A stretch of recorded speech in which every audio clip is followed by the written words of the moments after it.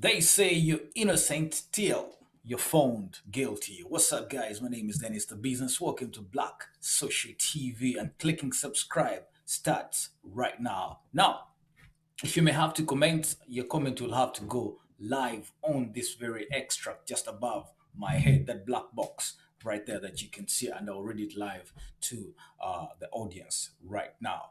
Now, with me, I have an extract from the legal team of R.Kelly.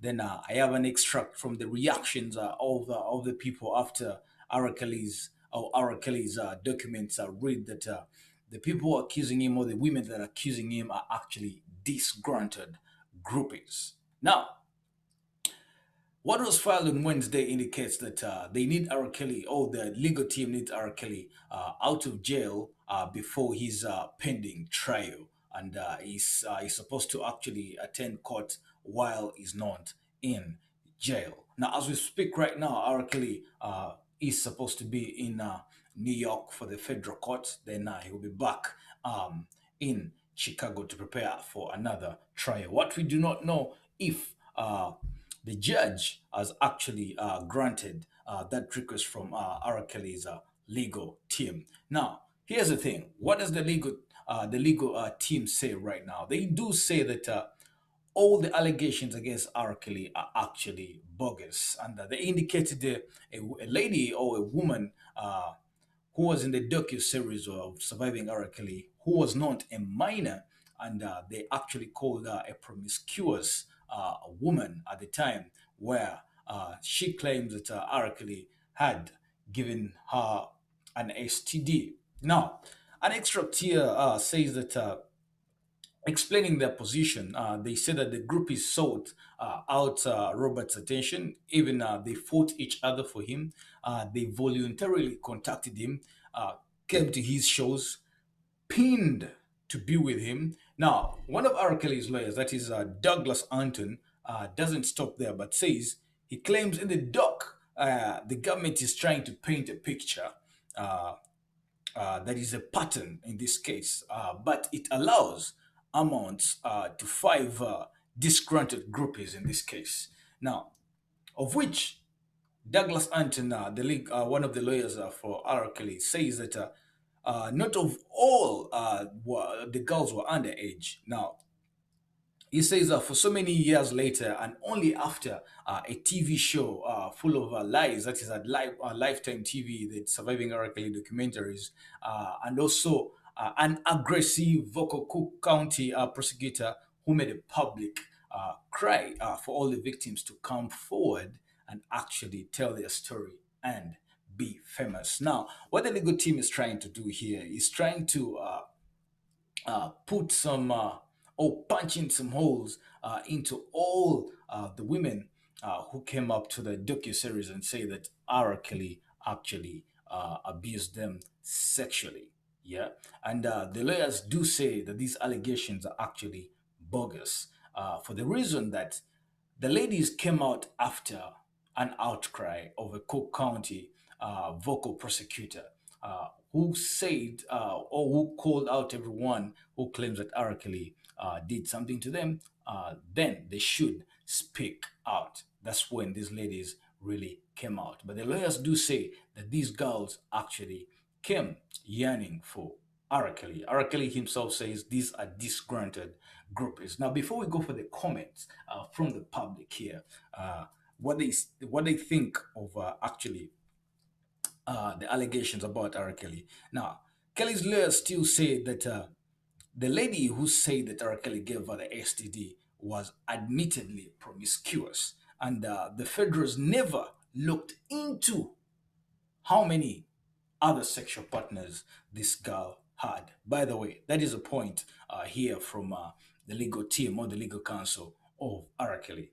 If she says that R. Kelly gave her an STD, how did they know? Was there a test? What of the other sexual partners she had over the 20 years or over the 15 years that she was not with R. Kelly? And plus, when was the STD discovered in this case? So, I like to go to the comments. You can also leave your comment just above. I'll be able to see it right here live on to the screen.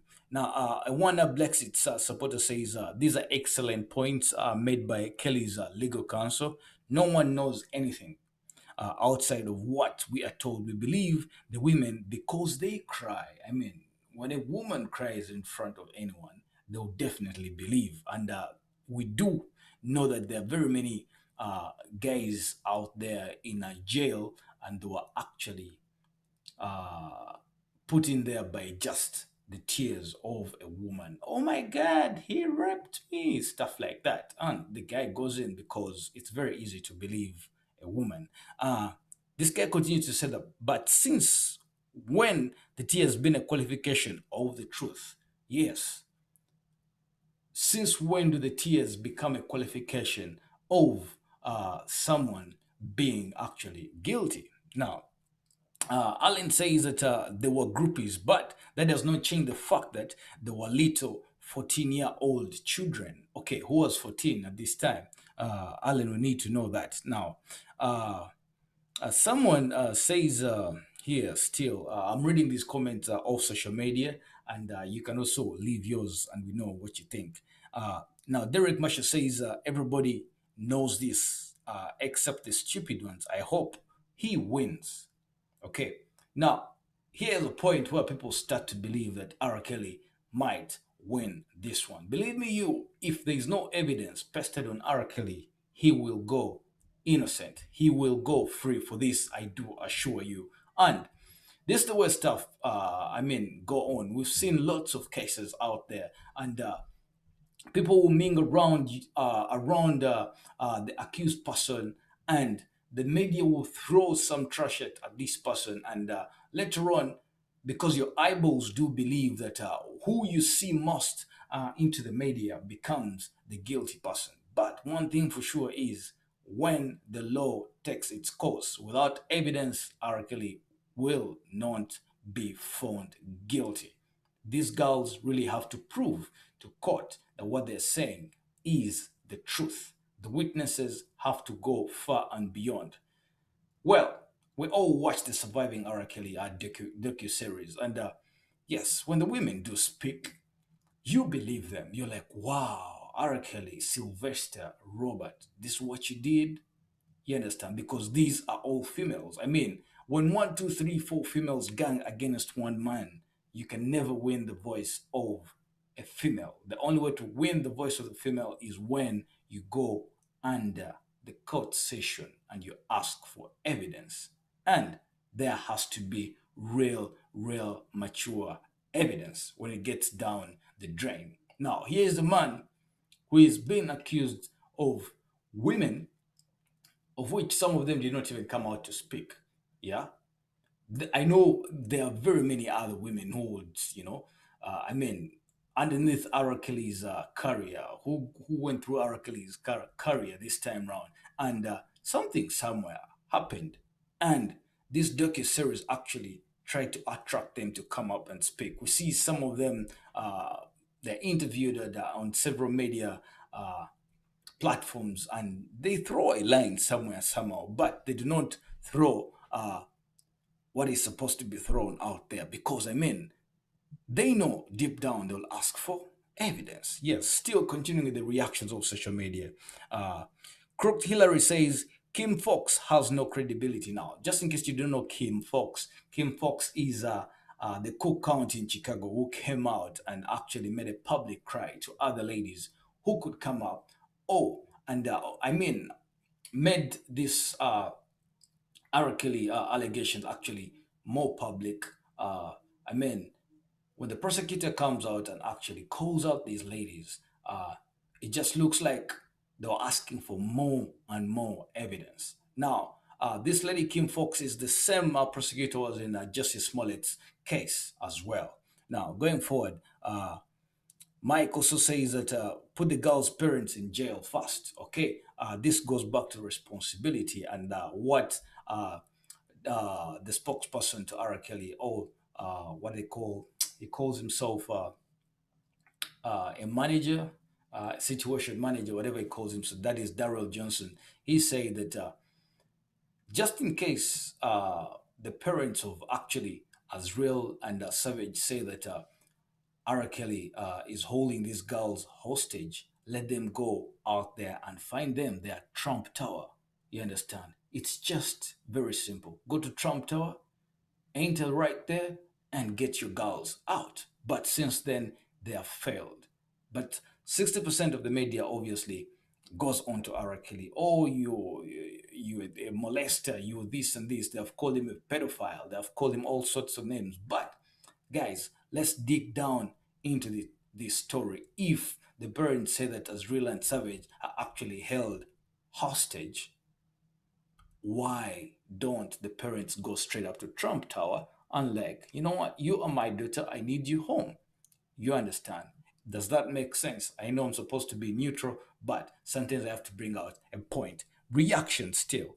Donna says you're going to jail for a long time. Now, this one, Donna, actually, these are the people who believe what is in the media, the way the media cooks up the stories, gets a particular angle that just makes this guy look like he is the worst.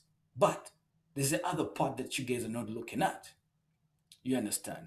And the other part you're not looking at is after the federal court, then back to Chicago, the way this case will get dropped down, I will show you that the law can take its course. It will still go back to evidence, whether R. Kelly did it or he didn't do it.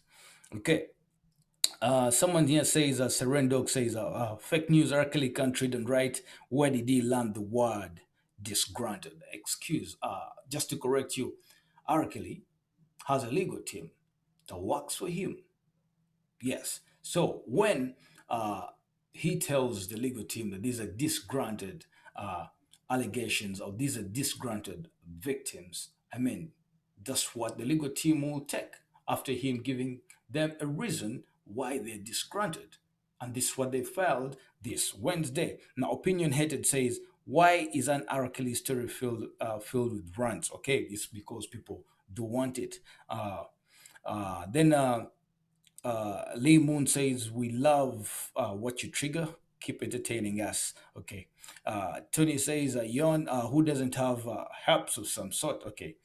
Those are comments from here. Now, Dr. F. Good says, I don't, and I was a manual with an insane amount of partners, always wrapped up almost of all time. Okay, that is what he thinks about R. Kelly. Okay, that is it from today's live stream. R. Kelly could actually be innocent according to the law. If these witnesses don't have evidence, then the law will take its course. I've just given you an example where the lawyers do say that the girl who is not a minor in this case claims that R. Kelly gave her an STD. Here is the question: when, how? Yeah. And do the prosecutors look at how many sexual partners this girl had? I mean, was the STD from R. Kelly? Okay, someone might say that material time. Then they will have to pull up the evidence. When did you discover that you had that STD? And this is the way this case will go on being diluted because of lack of evidence. Yes, we've seen the women on surviving R. Kelly docuseries, but the question is, are they all saying the damn truth? My name is Dennis the Business. Thanks for watching Black Social TV. I'm out for now, and I'll be right back.